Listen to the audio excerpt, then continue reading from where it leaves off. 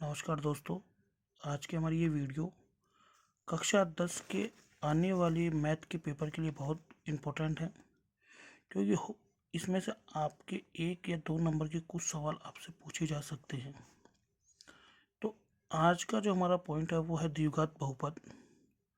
और द्विघात बहुपद होते क्या हैं इसके बारे में हम देखते हैं। इसके क्या शून्य होता है, किस तरह इनको निकाला जाता है, किस तरह इनको ज्ञात किया जाता है। तो देखिए, सबसे पहले आपके पास है चर व अचर के संयोग से बहुपद बनता है। यानी चर और अचर जब दोनों में कोई भी गणितीय संक्रिया होती है, जोड़ने, घटाने, गुणा करने, भाग करने की कोई भी संक्रिया होती है, तो उससे क्या बनता है, बहुपद बनता है। अब इसमें हमारे पास दो शब्द आए, एक तो है चर और एक है अचर। तो पहले देखिए, हम देखते हैं चर क्या होता है।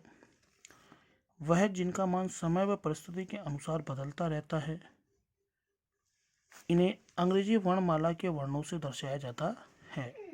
इन्हें हम क्या कहते हैं, चर। जैसे आपने अपने मैथ में देखा होगा एक्स वाई जेड।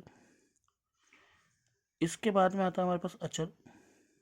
वह जिनका मान समय व परिस्थिति के अनुसार नहीं बदलता है और जिन्हें गणितीय संख्याओं के द्वारा दर्शाया जाता है। जैसे कि आप बोल सकते हो 1, 2, 10, 100 इत्यादि।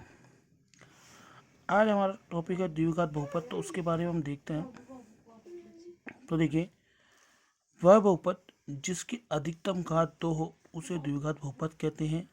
यह मैंने आपको पहले वीडियो में भी बताया था कि द्विघात बहुपद किसे कहते हैं।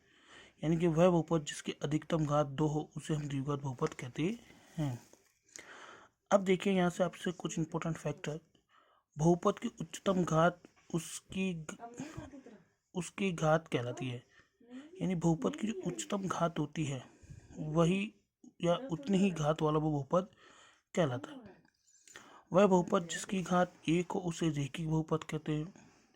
वह बहुपद जिसकी अधिकतम घात 3 हो उसे त्रिघात बहुपद कहते हैं। बीच में आप चाहो तो एक को लिख सकते हो कि वह बहुपद जिसकी अधिकतम घात 2 हो उसे द्विघात बहुपद कहते हैं। द्विघात बहुपद का व्यापक रूप ax² प्लस के bx प्लस के c बराबर 0 होता है। द्विघात बहुपद के दो शून्यक होते हैं।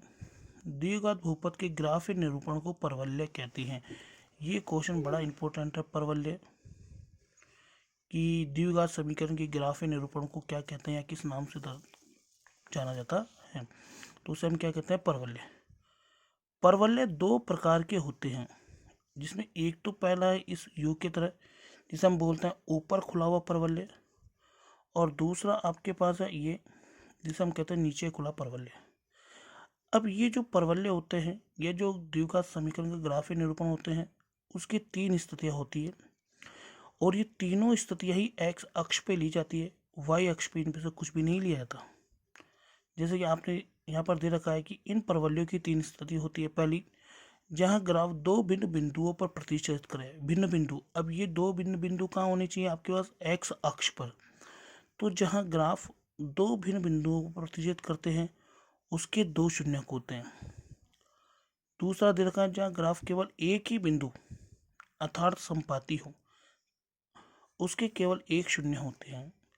और तीसरा है जहाँ ग्राफ एक्स अक्ष के ऊपर या नीचे होता हो। यानी कहने का मतलब एक्स अक्ष के ऊपर और नीचे का मतलब ये हो सकता है कि जैसे मान लीजिए कि हमारे पास एक्स अक्ष और ये जो ग्राफ है एक्स अक्ष के ऊपर, यानी एक्स अक्ष को बिना टच करे या तो ऊपर या नीचे दोनों में से कहीं पर भी हो सकता है, वहाँ उसका कोई शून्यक नहीं होता है। इसके बाद में दिया गया द्विघात बहुपद के शून्यकों को हम अल्फा व बीटा कहते हैं। अब द्विघात समीकरण, ये जो अल्फा प्लस के बीटा है, हम बोल सकते हैं कि द्विघात समीकरण के जो शून्यक होते हैं उनका जो योग होता है वो होता है माइनस के बी बट्टा ए, और उनका जो गुणनफल होता है वो होता है सी बट्टा में ए।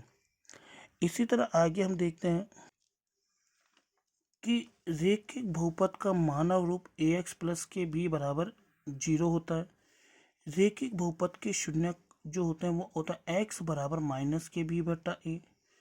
और द्विघात समीकरण का निर्माण, क्वेश्चन आता है कि एक द्विघात समीकरण बनाइए जिसके शून्यक 5 और 2 है।